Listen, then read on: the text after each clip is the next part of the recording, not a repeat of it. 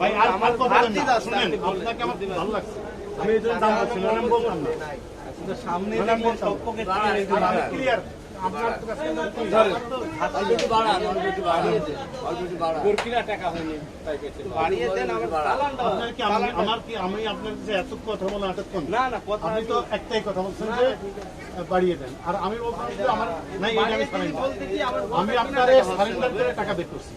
গরু কিনার থেকে আমি বললাম আমি সারেন্ডার করে আপনার টাকা বের করছি, যে না দেন আমার কপালে, না দেন আমার কপালে।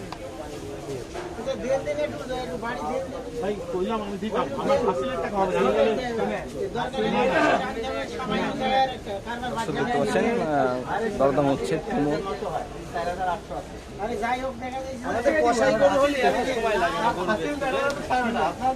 ভাই দেন আপনি আর ছোট মানুষ, ছোট ভাইও না, আমার ছেলে ইনভার্স হতে পারে, আপনি ওর বয়সী হবেন। হ্যাঁ আর আর যেহেতু দিচ্ছেন আর এতটুকু জানেন এর জন্য আমার বাধা গেছে না, আমার সমর্থন নেই, থাকলে আমি দিতাম, আপনার মিস করতাম থাকলে। আলহামদুলিল্লাহ দর্শক বিক্রি হয়ে গেল এই গরুটি। ভাই কত টাকা বিক্রি হয়েছে ভাই? 1,40,000। মাশাআল্লাহ 1,40,000 টাকা দিয়ে এই গরুটি বিক্রি হয়ে গেল এই গাবতলী গবাদি পশুর হাটে। দর্শক দেখতে পাচ্ছেন, আমরা একটু গরুটা কি দেখাই।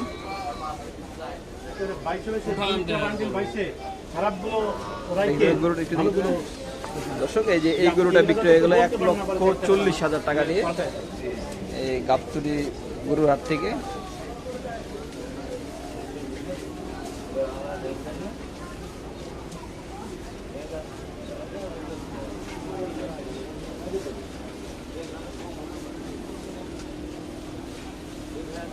টাকা বুঝে নিচ্ছে।